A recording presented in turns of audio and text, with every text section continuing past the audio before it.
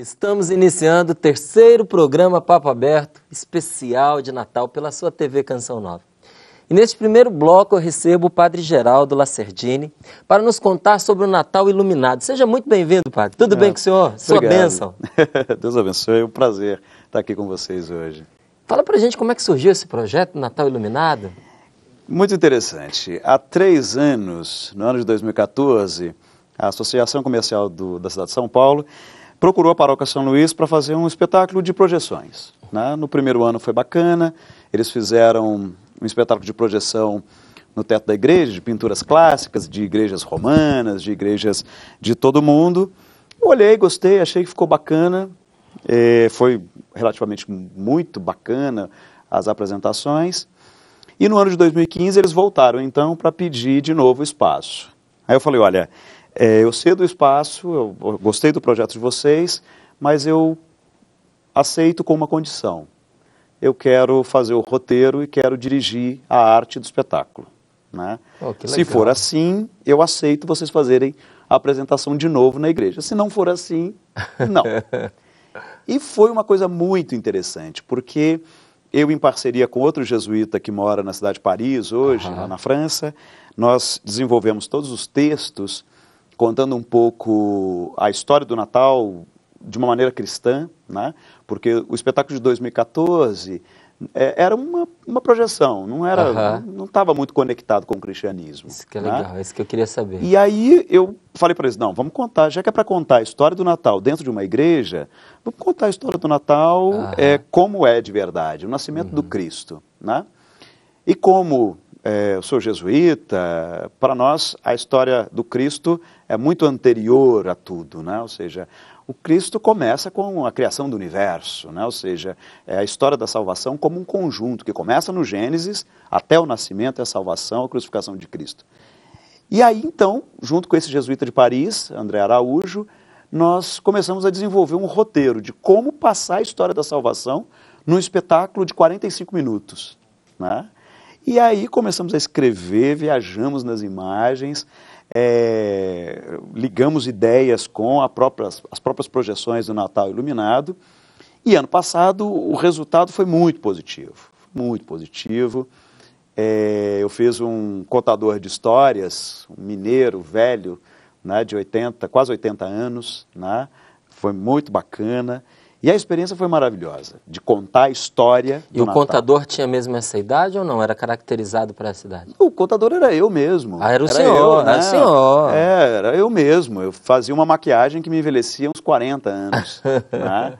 Então, foi uma experiência incrível. 40 e quantos anos, padre? Eu estou com 39. 39, é porque o senhor falou 40 anos, o velhinho tinha lá uns 80, 39, o senhor é jovem. Estou com 39 anos. 39, está entrando no Zenta. E foi uma experiência muito positiva. O resultado das pessoas foi incrível, as pessoas fizeram uma experiência maravilhosa e tal. Bom, e aí agora no ano de 2016 eles voltam de novo para pedir o espaço. Eu falei, e aí, o acordo ainda está de pé?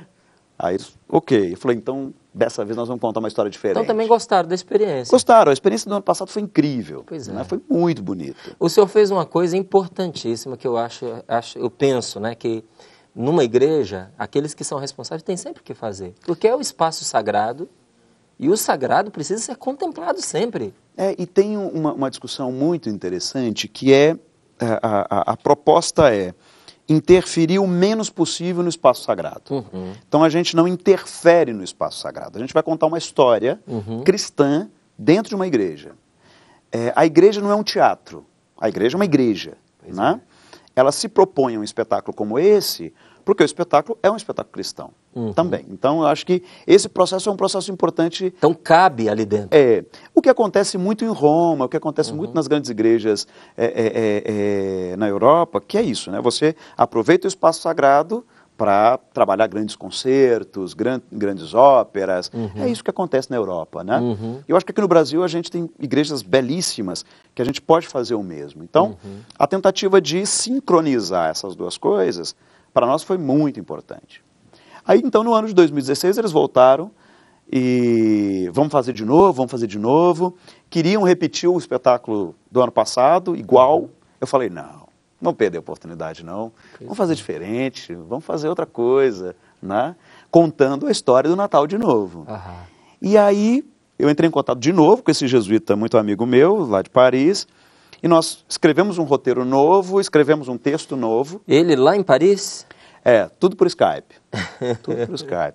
Nossas reuniões duravam 3 a 4 horas. Pelo menos para a apresentação ele vem? Não vem, ele não pode vir, coitado. Quando o senhor respirou para responder, eu falei, não vem. Mas aí a gente criou um espetáculo com uma outra linguagem. Uhum. A linguagem do ano passado era uma linguagem mais da contação de história mesmo, uma contação de história mais do nível caipira e tal. Uhum. Esse ano a gente misturou o elemento do mambembe, do circo, né? A gente misturou um pouco a imaginação do palhaço, a imaginação da criança, de como que a criança imagina uma história contada dessa maneira. Então o espetáculo tem uma acrobacia aérea dentro da igreja. Tá atraente isso aí, hein, padre? Tá lindo. Tem uma bailarina que faz uma acrobacia, um balé suspenso. A igreja São Luís ela tem 12 metros de altura, né? E a bailarina fica mais ou menos a 7 metros de altura, fazendo essa performance. Com certeza, o ano passado, o senhor recebeu um feedback dos seus paroquianos aí. Foi lindo. Como foi para eles? Para eles foi muito bacana. O primeiro é ver o padre deles vestido de ator, né? Não sendo padre, não atuando como padre. Isso é muito interessante, porque... então o retorno deles foi muito positivo. E o retorno da cidade também. E esse ano o senhor os provocou, igual o senhor está nos provocando aqui, contando esses... um pouquinho do que vai acontecer. Não, ano passado foi surpresa. Ano passado eu não falei para ninguém. Tanto que era muito legal, porque no final do espetáculo, eles só se davam conta que era eu mesmo no final. Quando eu falava que eu era eu mesmo. Poxa. Porque muda a voz, né? Muda o jeito de falar e tal. Então, essas coisas todas confundem um pouco as pessoas. Agora, claro, desse ano não teve como muito fazer surpresa para eles, porque... Mas o senhor já tinha um pezinho no teatro ou começou com esse projeto? Tinha. O meu pé da arte, eu, desde muito pequeno, eu sou muito envolvido com a arte. Né? O teatro, eu entrei em contato com o teatro quando eu estava fazendo filosofia em Belo Horizonte. Eu, concomitante à filosofia... eu entrei para as oficinas do grupo Galpão de Belo Horizonte. O Grupo Galpão é um grupo famoso de teatro circense lá de Belo Horizonte, é um dos mais famosos do Brasil e do mundo, né? E eu estudei com eles 3 anos teatro de rua e de circo, né? Então toda a parte de malabarismo, perna de pau, essa questão do desenvolvimento do palhaço, do mambembe, essas coisas todas tá aqui, tá dentro do sangue. E vocês uniram ali artes visuais, artes cênicas e música? É um espetáculo que trabalha com várias linhas, né? Primeiro, a dimensão da projeção em si, né? A igreja São Luís tem um teto todo branco, né? Então isso favorece muito. E a gente trabalha com a projeção mapeada, que são projeções no teto da igreja, e a projeção funciona como se fosse a imaginação do contador de histórias. Então ele vai contando a história e as coisas da história vão aparecendo no teto. Quando ele fala, por exemplo, da criação do universo, da criação do Sol e da Lua, é incrível, porque aquele entrosamento entre o texto que o contador de histórias está falando com o que está aparecendo no teto é impressionante, né? E a questão da música. A música, esse ano, a gente quis trabalhar um repertório mais popular brasileiro, trazendo um pouco aquela cultura que eu acho que no urbano a gente está perdendo um pouco, aquela cultura da folia de reis, aquela cultura da música caipira raiz, sabe? Então, assim, e aí você percebe que todo mundo tem isso dentro, sabe? Verdade, quando é cantado, por exemplo, um Luar do Sertão, quando é cantado, por exemplo, Majestade o Sabiá no espetáculo... Tem quem não se comova, né? Não, as pessoas, parece que é arrancado de dentro delas aquela memória do pai, da mãe, do avô, que está lá no fundo, e todo mundo começa a cantar junto, e é muito emocionante.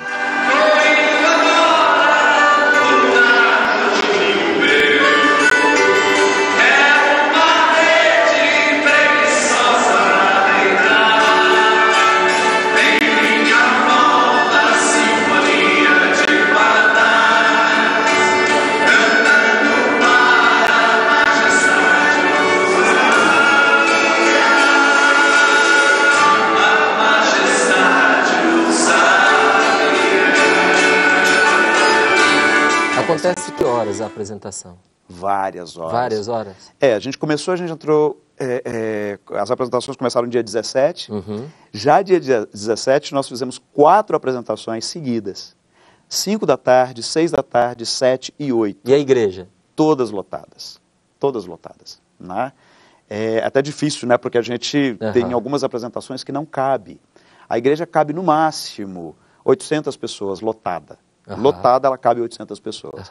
Tem dia que a gente tem que mandar 150, 200 pessoas embora, porque não cabe. E a criançada vai também? Vai, a criançada é um barato. Porque deve ficar tudo deitado, né? Porque a projeção fica é no deitado. teto, né? Eu até peço. A gente até pede no início que as crianças podem ficar deitadas no chão, ali, para aproveitar o espetáculo, olhando para o teto, de uma maneira mais bacana. Mas é incrível, assim, é uma coisa que é muito instigante de ver. E a união entre contação de história e cultura popular brasileira, né? Então, porque esse espetáculo desse ano, a gente optou para contar a história à la brasileira. Ou seja, com um jeito brasileiro de contar uma história. Isso é muito gostoso, né? Porque são forças que existem que você pode usar a favor da mensagem, né? E buscar isso da cultura, né? Os foliões que vêm, que é o Folias e Folguedos, que é um grupo tradicional de folia de reis aqui do interior de São Paulo, que são maravilhosos, sabe? Assim, cantam uma folia de reis incrível. Eles entram no final com os bonecos urbanos, que são os bonecos dos Reis Magos, que são uma espécie de bonecos de Olinda, gigantescos, eles são gigantescos. Na hora que a Virgem aparece com o menino no final, né? Os Reis Magos com a folia de reis entram dentro da igreja fazendo aquele barulho da folia de reis. É de chorar, é um negócio muito lindo. Só de ouvir a gente já fica emocionado, imagino vendo lá. E esse alto de Natal, ele tem como tema o menino é irmão do homem, não é isso? Então, essa foi um pouco a linha poética que a gente, dando um pouco o segmento do ano passado. Ano passado, o título do alto de Natal era O Menino e o Mistério, né? Ou O Mistério e o Menino, né? Que é essa dimensão de mistério que circunda a encarnação, né? Então, a gente quis contar um pouco essa história a partir do mistério. Esse ano, quando a gente estava um pouco conversando, vendo um pouco as inspirações teológicas, puxando as linhas teológicas mais profundas que a gente queria seguir, veio muito forte uma linha teológica que é essa dimensão da irmandade do Cristo com o próprio ser humano. Ou seja, desse Cristo que vem e que nasce no meio de nós para revelar o melhor de nós mesmos, mas ele revela isso sendo humano. Ou seja, que essa que é a missão do Cristo, né? Ou seja, ele se humaniza, ou seja, ele se encarna como menino para ser irmão nosso. Ou seja, para revelar para o ser humano que vale a pena ser humano, que vale a pena ser bondoso, que vale a pena ser solidário, que vale a pena ajudar uns aos outros. Sabe, que a humanidade vale a pena, que a humanidade não está perdida. Ela se encontra quando se encontra a si mesma. Então, a linha poética dos textos, ela vai nessa linguagem. Deu trabalho isso aí, não é não? Muito trabalho.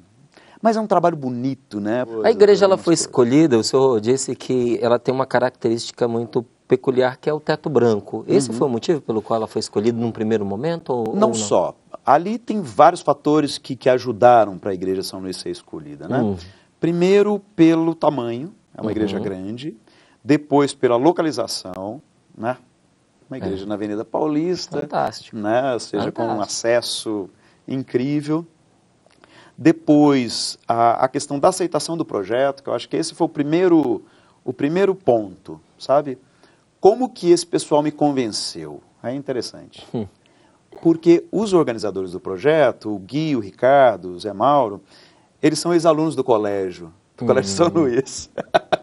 Então eles já chegaram com isso, não, padre? A gente é já era familiar, colégio, já era familiar. A gente bebe um pouco dessa energia do colégio, dessa teologia dos jesuítas e tal. Vamos fazer um negócio junto? Eu falei, vamos ver, deixa eu ver o projeto, vamos ver direitinho. Eu acho que é por isso que a parceria deu certo, sabe? Legal. Ou seja, porque tinha já um elo entre os organizadores com também a mentalidade da Companhia de Jesus, que eu acho que fez uma grande diferença. Com essa qualidade de profissionais, qualidade e quantidade, né, de profissionais envolvidos, gratuito. Totalmente gratuito, porque a ideia é um pouco essa, né? é o que eu falo, desde o início, quando a gente reuniu todo mundo para falar do espetáculo, para falar do roteiro, eu dizia para os músicos e para os técnicos e tal, eu falei assim, olha, nós temos só um objetivo com esse espetáculo. Nós queremos fazer com que as pessoas tenham uma experiência com a história do Natal. Nós queremos provocar uma experiência positiva. Nós queremos que as pessoas saiam daqui sorrindo. Nós queremos que as pessoas saiam daqui com esperança, com fé. É isso que a gente quer, provocar uma experiência nas pessoas, né? Então, a partir dessa experiência, aí que é o bonito. Então, não teria como não ser gratuito, sabe? Eu não combinaria se não fosse. É inclusivo, né? É inclusivo. Quem quiser, pode ir lá. Quem quiser pode ir. Participar. Né? É verdade que a cena da anunciação do anjo Gabriel marca de uma forma esplêndida esse espetáculo? Marca. É impressionante. É. Essa cena... O que dá para contar para a gente sem denunciar aqui o espetáculo? Eu acho que dá pra, algumas coisinhas dá, né? É porque a cena do anjo, ela é muito impressionante. É porque é a cena aérea, né? O anjo voa de verdade. É mesmo? O anjo voa de verdade, ele sai do chão. Meu Deus. Ele sai do chão, é meio impressionante o negócio. Né? E a engenharia disso, mais impressionante ainda. Nossa, mas a gente tem bons técnicos. Eu fico imaginando a carinha da garotada, dos menininhos, das menininhas vendo isso. O ó de espanto é muito comum. Se você escuta as coisas... É o céu aqui na terra para eles, né? É incrível. E os adultos também, né? Porque os adultos ficam muito impressionados também. Todo adulto é um pouco criança também, né? Tem uma criança dentro de si. O que o senhor disse a respeito dessas músicas de raiz, desse folclore que está dentro da gente, é também o que acontece com o menino que está dentro de nós. Né? De repente isso aflora com toda a força. Aflora e vira outra coisa, né? Porque eu acho que tem algo bonito dessa dimensão cultural positiva, é que junto com tudo isso vem também uma dimensão de respeito, né? Uma dimensão de respeito dessa cultura da folia de reis que nasceu com os negros, né? Então tem uma dimensão da reverência também e do respeito dessa cultura que parte de uma outra realidade. Né? Então você vê como que é preciso ter respeito com uma manifestação religiosa tão profunda e tão bonita. Né? E como toca a gente. Agora, além disso, o senhor desenvolve um projeto social para moradores de rua, né? Em parceria com a comunidade Santo Egídio. Esse trabalho é feito por voluntários durante todo o ano e no dia 25 há um momento especial ali, né? É um trabalho incrível. Na verdade, a comunidade Santo Egídio é uma comunidade antiga, nasce em Roma, né, em 1968, e é uma comunidade muito interessante porque nasce com um jovem, né, André, um jovem universitário, que reúne outros jovens para começar a atender os moradores de rua de Roma. O movimento começa a crescer e hoje já está presente em mais de 70 países, imagina. Né? E aqui no Brasil, na paróquia São Luís Gonzaga, o projeto já acontece há 3 anos, 3 anos mais ou menos, que uma jovem que estava fazendo mestrado em Roma entrou em contato com eles lá em Roma, em Trastevere, e trouxe a experiência para cá, né, a Cris. E a partir dessa experiência, então, esses jovens começaram a se reunir e o trabalho específico é trabalhar com as pessoas em situação de rua da Avenida Paulista. Então, eles trabalham com eles todos os sábados. Todos os sábados eles visitam cada pessoa ali na Vereda Paulista que está vivendo em situação de rua, conversando, levando lanche, ajudando com roupa, ajudando com o que for preciso. Né? E no Natal, que é um momento tão importante, né? Imagina, não é fácil para uma pessoa em situação de rua passar o Natal, né? Porque não tem casa, não tem nada, não tem ninguém por eles. Então aí todo ano a comunidade Santo Egídio, em parceria com a paróquia São Luís, a gente promove o Natal Solidário. Então a gente reúne um grupo de voluntários, que são quase 100 voluntários, e a gente faz um grande almoço de Natal para esses moradores ali da Avenida Paulista. E a gente não oferece só o almoço, né? Oferece banho, corte de cabelo, salão de beleza, unha, manicure e tal, ou seja... É um presente de Natal. A gente trabalha tudo isso com eles lá. Que bom. E esse ano, como a gente está trabalhando com o Natal Iluminado, a gente vai fazer uma apresentação exclusiva no dia 25 para as pessoas em situação de rua. Então, a apresentação do dia 25 É especial para eles. é especial para esse público. Né? Tanto que hoje eu estava falando com a Cris de manhã, que é a coordenadora da comunidade Santa Egídia, eu falei, olha, primeiro nós colocamos todas as pessoas que vão estar no almoço, né? Que é as pessoas em situação de rua. Depois, se couber, se sobrar espaço, a gente pode deixar entrar outras pessoas, mas os prioritários são eles. E aí, então, a última apresentação, no dia 25, que é o dia de Natal, é uma apresentação para eles, exclusiva. Né? Fantástico. E a gente está muito animado, porque é muito fantástico, bacana. E me dê licença de dizer parabéns. Eu acho que para a comunidade Santa Egídia, muito significativo para eles e para todos. E é tão bonito, porque eu participo, né, todos os anos do Natal Solidário, e é muito impressionante, sabe? Você vê aquelas pessoas chegando, maltrapilhas, sujas, com a dignidade assim no chão. Eles nem olham para você. Eles não olham, eles olham para o chão e tal. Aí depois que você vai conversando, que eles tomam banho, fazem a barba, cortam o cabelo, as mulheres fazem escova, fazem as unhas e tal, eles saem de lá com o olhar para o horizonte de novo. É como se o pouquinho que a gente fizesse devolvesse um pouco da dignidade deles, sabe? Ou seja, porque eles já são tão humilhados na rua, são tão, né, que um pouquinho de carinho, um pouquinho de afeto que a gente pode dar, que é muito pouco, isso tudo é muito pouco, né? Mas já faz uma diferença. Mas é um belo testemunho e é uma chama acesa para acender outras velas aí, né? A gente precisa iluminar. Natal iluminado, né, padre? Natal iluminado. Isso, no sentido da palavra. Quais os projetos para o ano que vem? Tem já? Já começou trabalhando, já começou a trabalhar? Você fala no nível da paróquia, como... Eu acho que tudo, né? Em nível de paróquia, mas também... eu penso que o senhor, realizando esse Natal iluminado, já começa a imaginar também, já tem ideias para o ano que vem. Já tem ou não? Tem. A questão do próximo Natal iluminado, porque a cada ano você tem que inovar e ver que tipo de história que você conta diferente, né?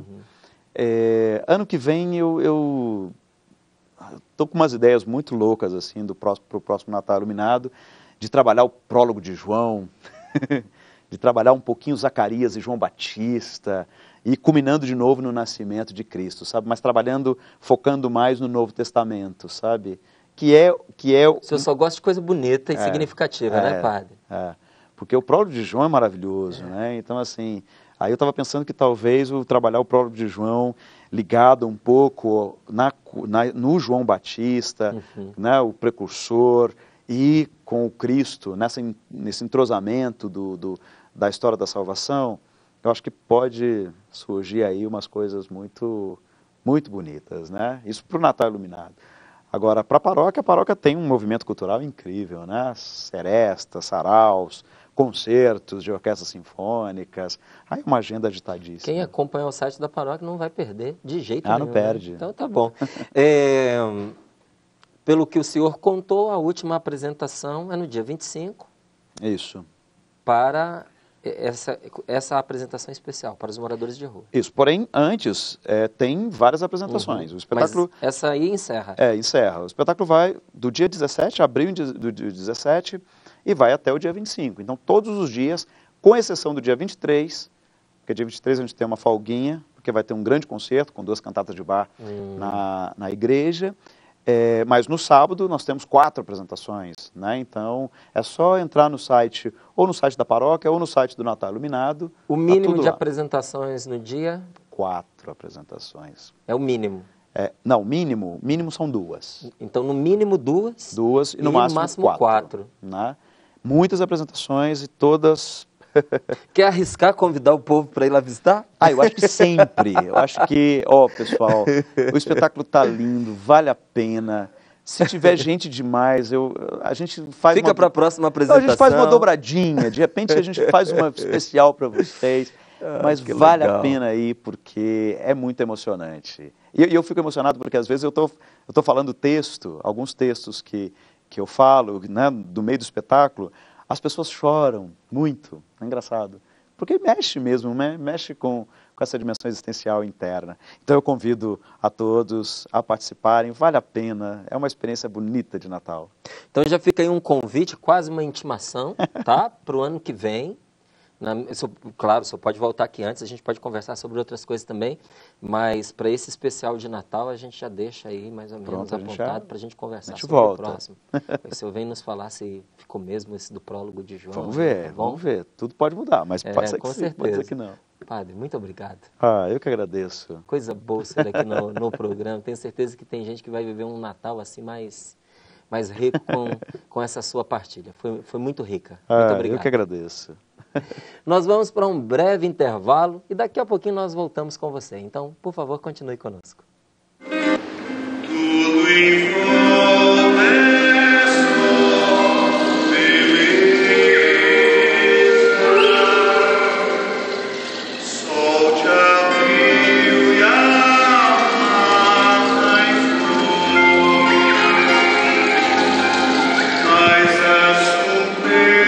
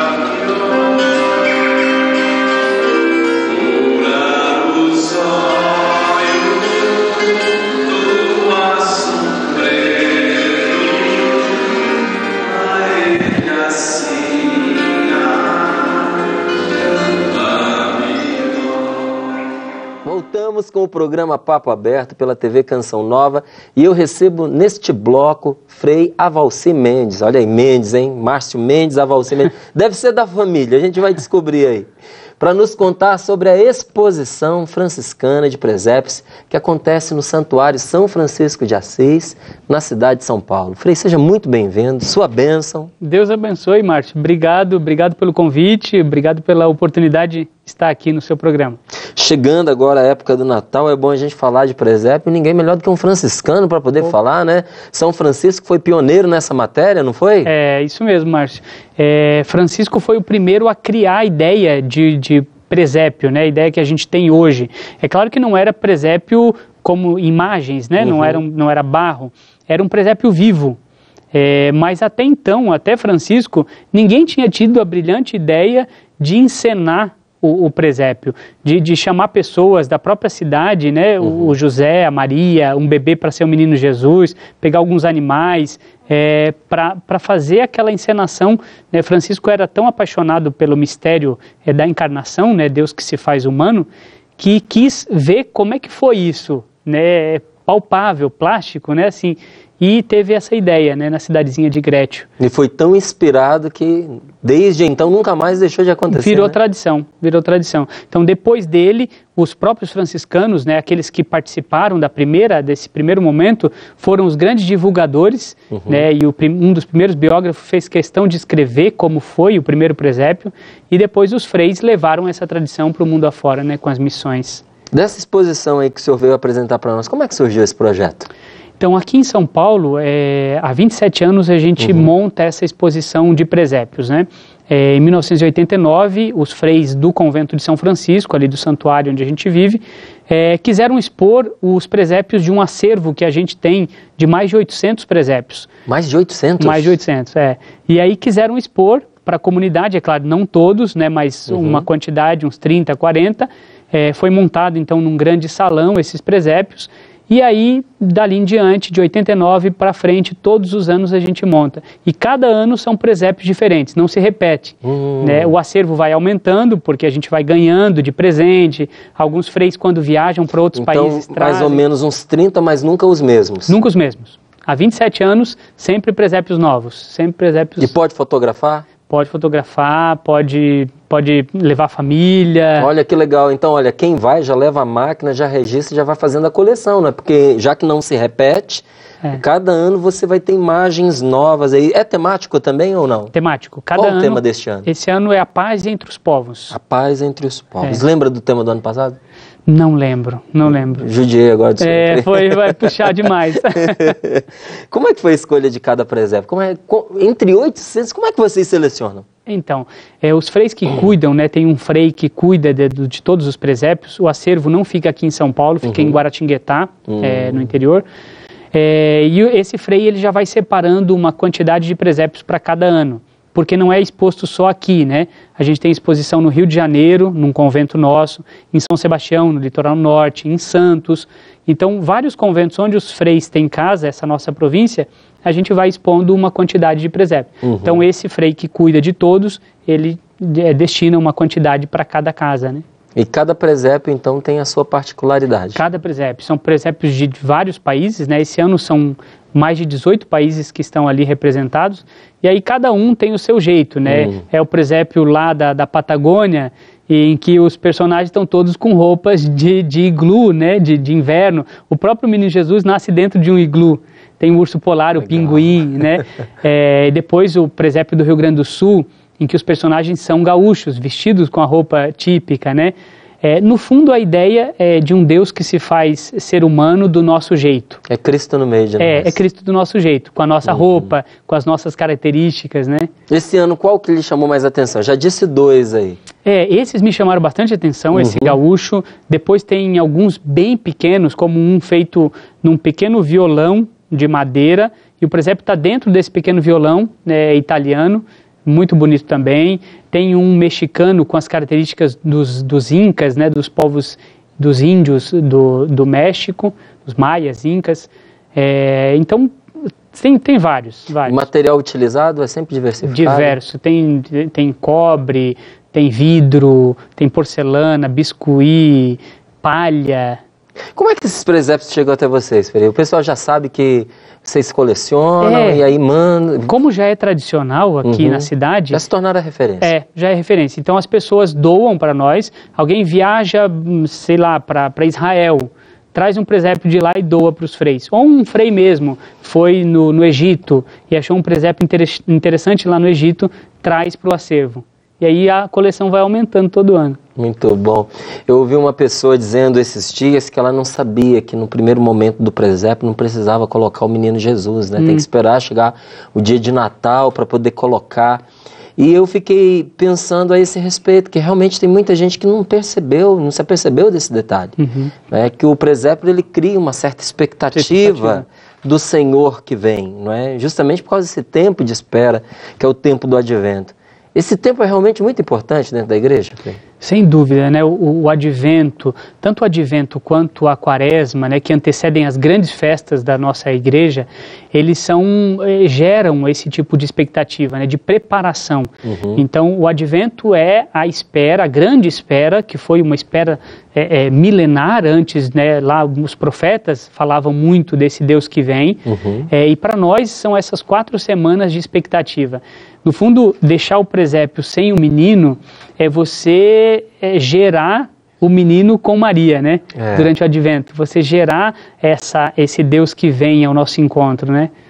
É importantíssimo e a gente vê que o sinal, ele é fundamental, porque dentro de uma casa, a falta do menino Jesus na manjedoura, mesmo para as crianças mais jovens, diz muita coisa. Claro, claro. Diz mais do que qualquer discurso, né? E cria essa expectativa. E assim, a partir desse elemento, você pode ir explicando a importância de preparar o coração, de gerar Jesus no coração antes de ele nascer no presépio. Até na nossa igreja nós montamos, e existe uma tradição muito antiga, né?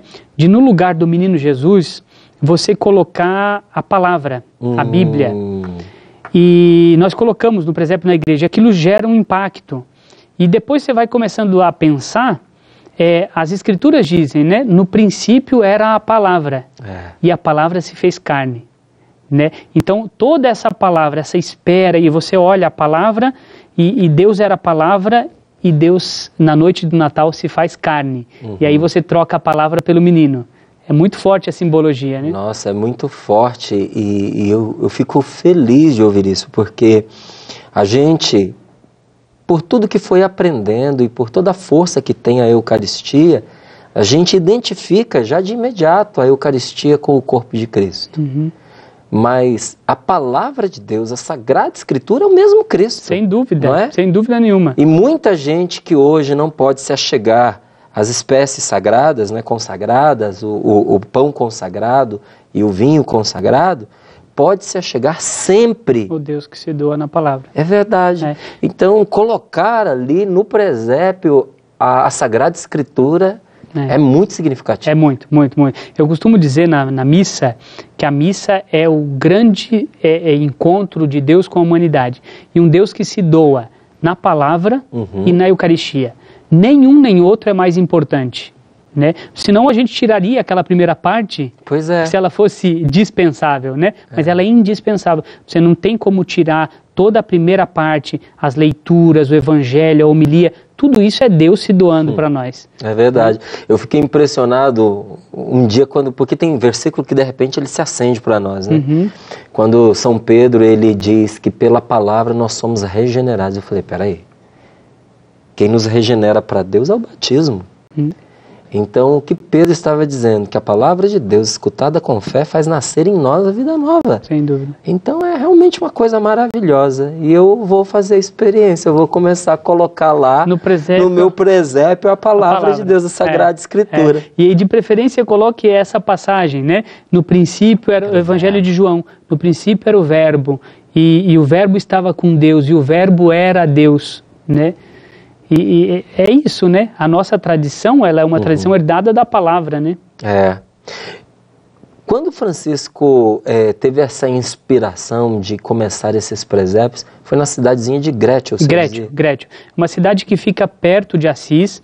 E interessante que Francisco estava voltando da Terra Santa. Francisco tinha ido na Terra Santa, tinha vivenciado o mistério lá em Belém, né? E estava voltando para Assis, não conseguiu chegar a tempo do Natal em Assis, e na cidadezinha de Grétio ele diz, eu quero ver com os meus olhos como foi aquela noite lá em Belém.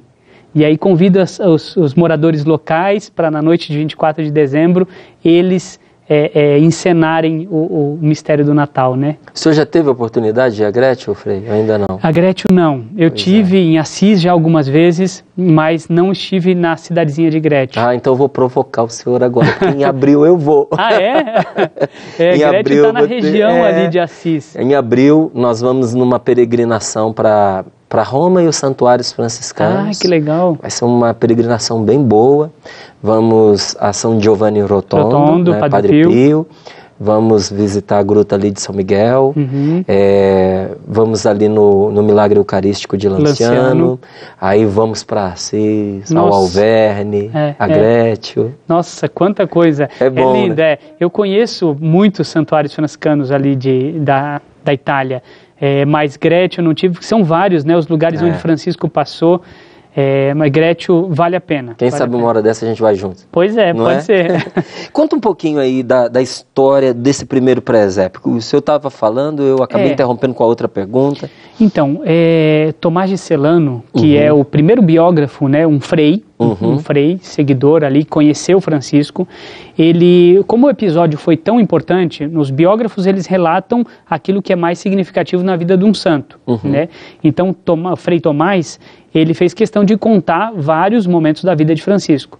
E um deles foi como, e o título é esse, né? Como criou o primeiro presépio na cidade de Grétio, né? E aí ele relata todo o episódio, né? E diz o biógrafo que no momento da Santa Missa, eles estavam celebrando, porque era noite de Natal, né?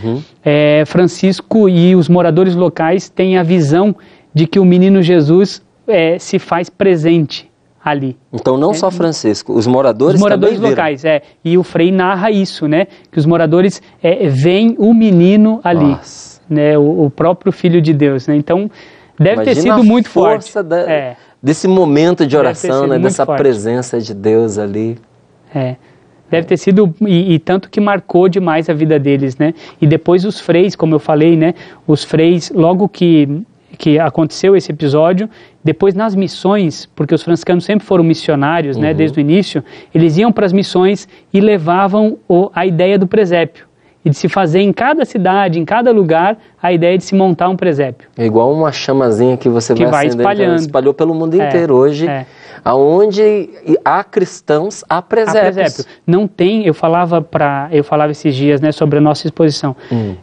Uma das poucas coisas dos símbolos cristãos que sobraram, genuinamente cristão, é o presépio. Não tem como não olhar para o presépio e não lembrar do cristianismo, né? Porque outras coisas, outros símbolos foram absorvidos. Pode ser reinterpretado, ressignificado. Sim, o próprio Papai Noel, agora, o presépio a estrela, o presépio não dá. O presépio olhou para ele, é cristianismo. É verdade. Os 3 reis magos, eles fizeram parte do nascimento mesmo de Jesus? Então, a história dos reis são relatos, né, dos próprios evangelhos. O que representa os reis magos? Os povos, os diferentes povos, ali diante também do mistério do Deus que se faz carne. Né? Então, mais do que os 3 reis magos em si, a importância está naquilo que eles representam. Naquilo que eles representam, que são os diferentes povos que se conhecia até então. Né? O oriental, o africano e o europeu. Então, são três povos, não tinha o índio ainda. Os povos vieram adorar e reconhecer o Cristo. Essa é a ideia. Se tivesse América já, tinha um quarto rei tinha mago. Um quarto rei mago. Olha lá. Existe alguma parceria direta com os países ou com os artistas de cada país para poder estar mandando também os presépios ou não? Não. Na verdade, esses presépios são adquiridos nos países diferentes, né? E aí a gente depois expõe porque eles vieram de tantos locais, mas não tem nenhuma parceria, nem... Tem algum artesão mais renomado, mais conhecido, que se destacou esse ano lá entre os presépios? Não, são... É pela beleza mesmo, pelo significado, né? São anônimos, mais pela beleza, de fato. De fato, pela... a diferença em cada um, né? Então, se você vai lá visitar, você vê os nichos onde estão os presépios e cada um tem um destaque, seja pela cor da luz, seja pela a própria decoração ambiente, então tudo ajuda a contemplar, né? No presépio também há uma liberdade da interpretação do artista, não tem? Totalmente. O que não muda é a Sagrada Família, né? Mas a cena, ela vai variar bastante, né? Então, por exemplo, como já falei, os bolivianos, tem um presépio boliviano lá. Os reis magos, o que eles trazem? O que é forte para o boliviano? A música. Então, os reis tocam instrumentos deles, dos bolivianos. Né? O presépio gaúcho, eles trazem presentes... Né, não colocaram uma cuia de chimarrão na mão de São José não, né? Não, de São José não. Ainda não, mas né? Nos Reis Magos, sim. Sério? Os Reis Magos trazem a cuia de chimarrão. Olha lá. Porque o que é forte para aquele povo. Porque os Reis Magos representam os povos, né? O que é forte para aquele povo, né? Então, eles vão colocar o que é mais significativo ali na representação. Agora, sempre a cena... Jesus, Maria e José não muda, né? Eles estão sempre ali em todos os presépios. O senhor acha importante que em cada família se cria esse costume de se montar o presépio? Sem dúvida. Era uma tradição que a gente perdeu, né? E que a gente foi perdendo nessa correria da vida e essa aceleração cada vez maior, essa falta de espaço dentro de casa. E o apelo comercial também criou essa substituição, sim, né? Sim, você substitui, você coloca uma árvore enorme, mas não tem espaço por presépio. Ou você coloca uma árvore pequenininha, porque só tem espaço para uma árvore pequenininha. Aí não cabe presépio na mesma. Não cabe presépio também. Então, assim, mas sem dúvida, é catequético até, né? Você, como família, ensinar para os filhos, deixar os filhos montarem o presépio. Na minha família era assim, né? A tradição era os filhos montarem. Então, quando vai crescendo, você não quer mais saber, mas o pequenininho que vem depois de você vai continuar montando, né? Então, mas no final do ano tem que ter o presépio montado em casa. Então, essa tradição é gostosa e prepara tudo. Isso é uma coisa bonita de se fazer, inclusive de se provocar, que as crianças montem o presépio. Sim, deixa a criatividade da criança, né? E olha, tem gente que acha que é caro, mas eu já vi um presépio montado de origami, que são aquelas dobraduras, gente, de papel. Eu já vi presépio desenhado e recortado, que o senhor falando aí de criança, a criança desenhou. Fez o recorte, dobrou o papel, colocou a pedrinha em cima, ficou lá, né, a imagem, porque não importa o material com que é feito, mas aquilo que ele simboliza. O que importa é o simbólico, é a recordação, é a preparação, né? Muito mais do que o presépio mesmo. Você não vai querer comprar um presépio caro, né? Nem que seja uma Sagrada Família, né? Jesus, Maria e José, simples. Pois é. Isso vai conforme o gosto, conforme as posses de cada um, mas não tem que ser caro, como o senhor disse, né? Tem lugares que realmente são obras de arte, são grandes, são madeira maciça, é para ficar numa igreja, para durar muito tempo, né? E depois fazer parte da exposição franciscana, né? Sem dúvida. Então tudo bem, tem uns que são mais caros, mas o que importa é você ter, é você cultivar ali na sua casa essa expectativa do Senhor que está chegando, né? Comemore a Sagrada Família. E eu acredito assim que, como o senhor disse, ao bater o olho num presépio, você já sabe, aquela casa é cristã. Aquela família é cristã, se comemora uma festa cristã. É uma evangelização que já acontece, Sem dúvida, sem dúvida. Quem entra na casa sabe, né? Quem olha para a família sabe. A própria família se prepara melhor, né? Então o pai passa isso para o filho, o pai e a mãe, né, passam para os filhos, e os filhos vão depois, no futuro, ter também vontade de fazer. Se você vai deixando de lado, vai perdendo a tradição, claro que morre, né? As tradições morrem por falta de uso, né, por falta de costume. Então, nas nossas famílias cristãs católicas, a gente não deveria deixar de montar, nem que seja pequenininho, mas que ele esteja lá como um símbolo, como um sinal de que você está no advento, de que você está se preparando, de que o Natal não é simplesmente mais uma data do ano, e todas aquelas histórias que a gente já ouviu e sabe, né? É verdade. Não é só presente, não é só Papai Noel, não é, né, mas tem uma marca ali que é nossa, né? No tempo antigo e no tempo médio, né, era medieval, a gente viu que a arte ela foi usada assim como um grande instrumento de evangelização. Não é? Claro, a arte sempre foi um grande canal de comunicação, não é? E naquela época bastante orientada para a religiosidade cristã, não é? Porque era a grande religião dominante, ainda é no mundo, graças a Deus. Então a gente via grandes expressões de evangelização por meio da arte. Me pareceu que durante um tempo parece que isso ficou meio apagado, né? Você não via grandes expressões artísticas orientadas para a evangelização. Eu sinto que isso está sendo aos poucos retomado. Voltando, como é que o senhor percebe isso? De fato, o nosso século, talvez século XX, né, e durante ele todo, ele teve outras preocupações, né?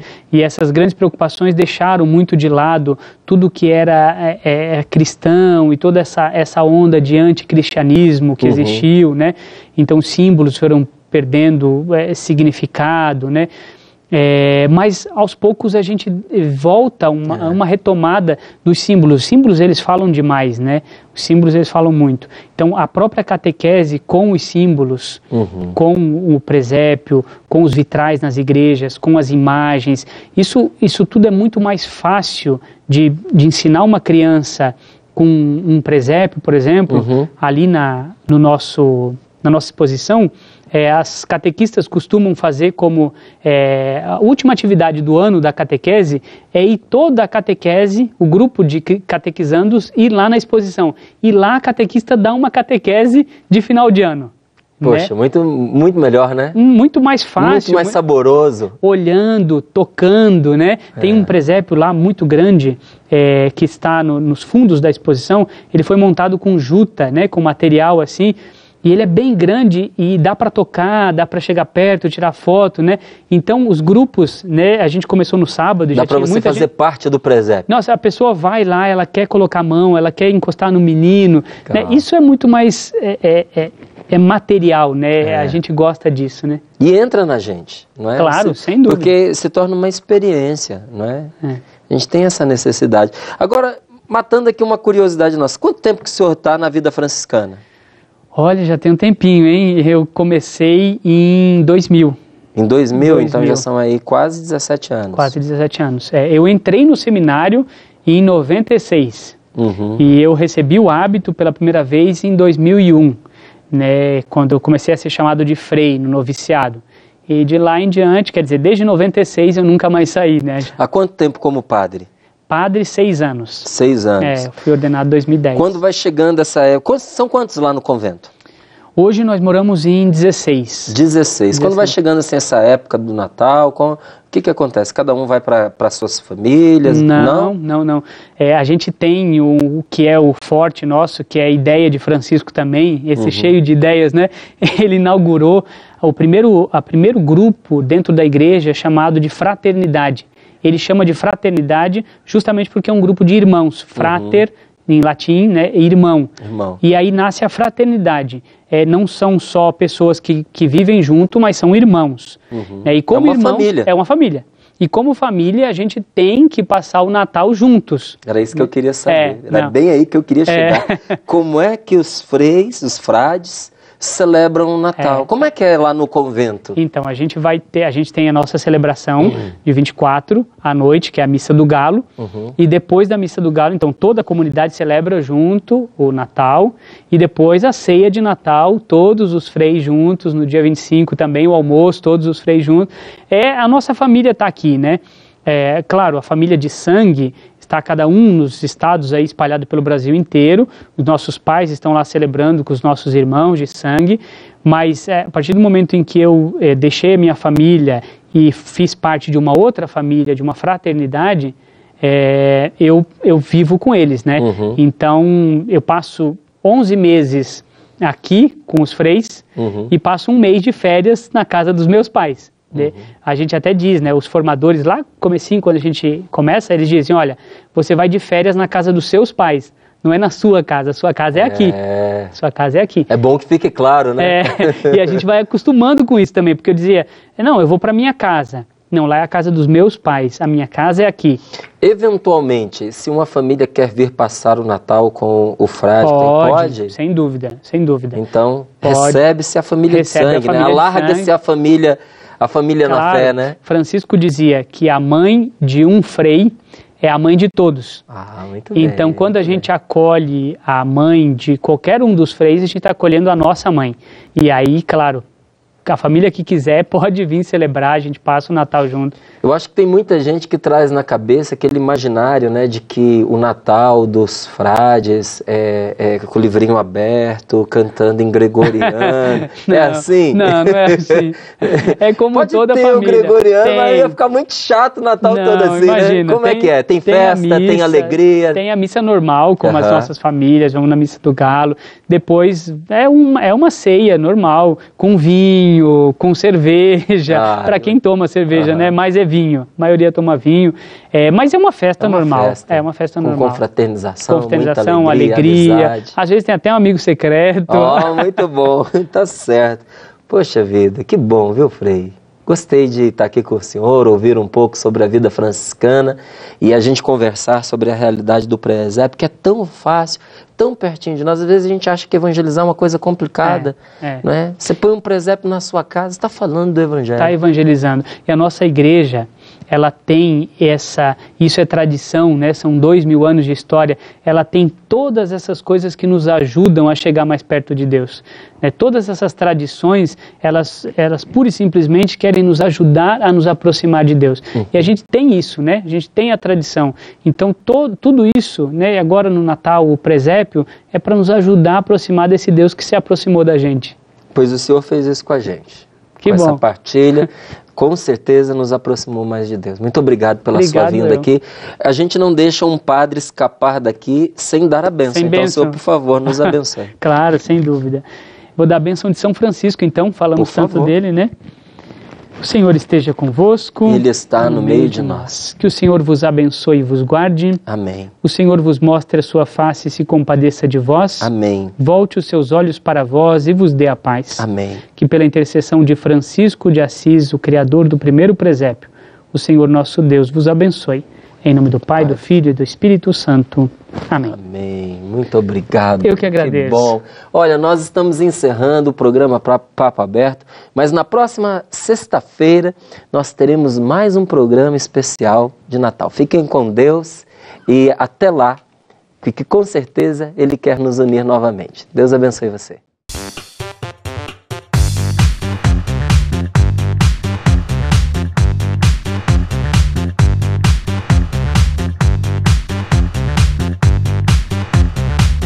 radionovaplay.com. Assine já!